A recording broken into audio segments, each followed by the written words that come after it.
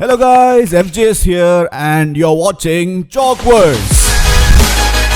In today's video we are going to see about two modes of reproduction.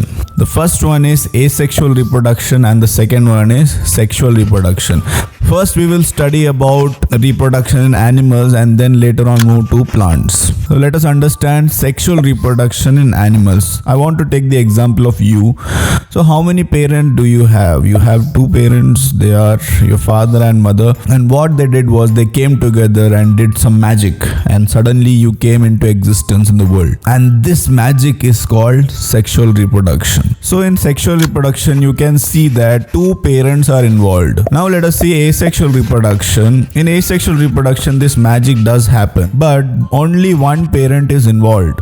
This was the condition for animals. Now let us see the different modes of reproduction in plants.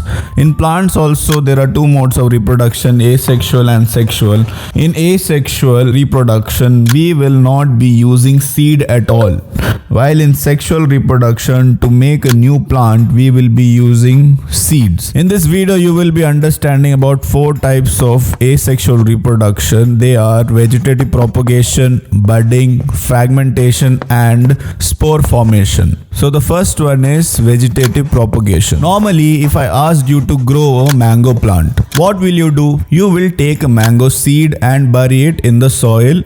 You will regularly water it to make a mango plant. But here we will not use any seed to make a new plant, but we will use the vegetative parts of the plant to produce a new plant. So in the previous video you saw different vegetative parts of the plant. They are root, leaf, buds and stem. So we will be using these vegetative parts to produce a new plant, and such type of asexual reproduction where we are using the vegetative parts of the plant to produce a new plant is called vegetative propagation. Now we will see different types of vegetative propagation. First one is vegetative propagation by roots. So in these roots adventitious bud starts to develop. For example, in sweet potato and dhaliya, if we take out these adventitious buds and place it in the soil, they will generate themselves into a new plant. Moving forward, now we will see vegetative propagation in leaf. In some leaf, what happens is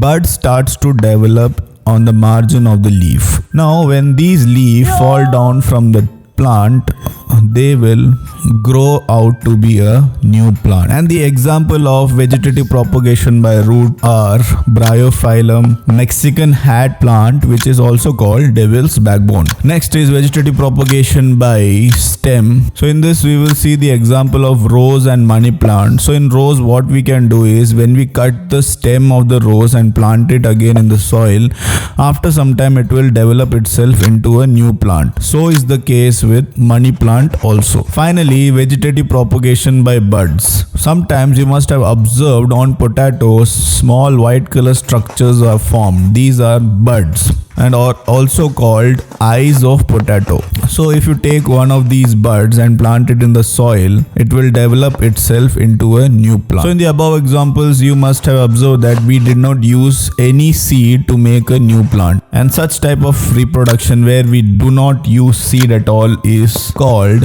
asexual reproduction. In the next video you will study about budding, fragmentation and spore formation. Stay tuned and keep me in the loop. Thank you for watching.